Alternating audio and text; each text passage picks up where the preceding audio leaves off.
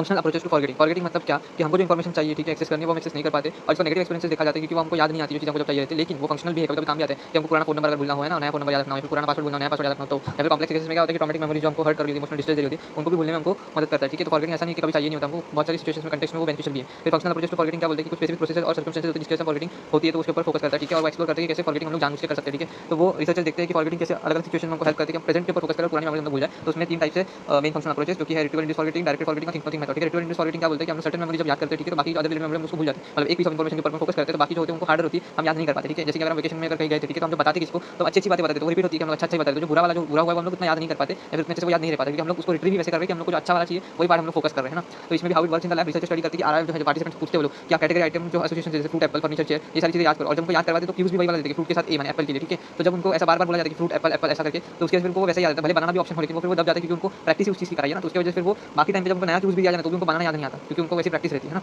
तो directed forgetting में क्या है जिसमें उनको इंस्ट्रक्ट किया जाता है कि आप एक पार्ट ऑफ इन्फॉर्मेशन को भूल जाओ, एक पार्ट ऑफ इन्फॉर्मेशन को याद रखो, ठीक है। तो ये कंट्रोल एक्सपेरिमेंट्स में देखा गया है जिसमें और फिर प्रैक्टिकल लाइफ सिनेरियो में भी देखो कि अगर कोई बंदा है, ठीक है, अगर वो कोई रेसिपी बना रहा है, कुक है ना, शेफ जो भी है, तो अगर वो पहले बर्गर बनाता है, ठीक है, उसका पिज़्ज़ा बना रहा होता है तो वो बर्गर की मेमोरीज जो है वो साइड में रख देता है, उसको फोकस नहीं करता, वो जो काम हाथ में है उसके ऊपर फोकस करता है, तो पिज़्ज़ा की रेसिपी के ऊपर फोकस करेगा, तब वो बर्गर की रेसिपी को याद नहीं करेगा, है ना। तो वही चीज़ है। फिर टाइप्स ऑफ डायरेक्टेड फॉरगेटिंग मतलब आइटम बेस्ड डायरेक्टेड फॉरगेटिंग जिसमें उनको एक आइटम देते हैं पार्टिसिपेंट्स को, ठीक है, और उनको बोला जाता है ये आइटम को याद करो या आइटम को मत याद करो, एक वन बाय वन, ठीक है। तो जिनको बोला गया कि ये चीज़ भूल जाओ तो वो भूल गए, जो बोला याद रखो वो याद रहे, है ना। ऐसा देखा गया, मतलब वो काम करता है। लिस्ट बेस्ड डायरेक्ट फॉरगेटिंग मतलब क्या, जिसमें उनको पहली लिस्ट दी उसको बोला भूल जाओ, दूसरी वाली को याद रखना, ठीक है। तो फिर उसके बाद देखा गया कि पार्टिसिपेंट को बोला था कि पहली लिस्ट भूल जाओ, वो भूल गए, ठीक है, और जिनको नहीं बोला था वो नहीं भूले। लेकिन देखा गया कि जो पहली वाली लिस्ट जो लोग भूल गए उनको इंस्ट्रक्शन दिया था उनको सेकंड वाली लिस्ट बेटर याद थी क्योंकि उनका इंटरफेरेंस नहीं हुआ दोनों लिस्ट के बीच में। फिर मेमोरी इंपैक्ट क्या, एक्सेसिबिलिटी वर्सेस अवेलेबिलिटी, है ना। माने कि हम लोग डायरेक्ट फॉरगेटिंग जब करते हैं तो एक्सेसिबिलिटी के ऊपर होता है, मतलब हम लोग कितना उस चीज़ को याद रखना चाहते हैं नहीं रखना चाहते, हम लोग एक्सेस करना चाहते हैं नहीं करना चाहते, रादर देन अवेलेबिलिटी तो ब्रेन में एग्जिस्ट कर रहा ही रहता है ना। तो उनको बस वो एक्सेस नहीं करते वो लोग, लेकिन उनके ब्रेन में वो रहता है। तो ये चीज़ है कि उनको वो ज़्यादा हार्ड जाएगा क्योंकि ब्रेन में वो है लेकिन बहुत मुश्किल से जाएगा क्योंकि उन्होंने उसको एक्सेस नहीं किया था ज़्यादा, ठीक है। थिंक नो थिंक मेथड अगला जो है उसमें मैनिपुलेट करता है मेमोरीज को कि क्या सोचना है क्या नहीं सोचना, ठीक है, डेलिबरेटली हमारी तरफ से। जैसे अगर एक पर्सन है तो कार क्रैश का जो सीन होता है, ठीक है, उधर उसका कार क्रैश होता है पर्टिकुलर लोकेशन पे, तो जब भी वो उस लोकेशन पे जाता है तो वो अवॉइड करता है थिंकिंग कि हम मेरे को वो कार क्रैश नहीं सोचना है, ठीक है, वो ट्रॉमेटिक इवेंट है।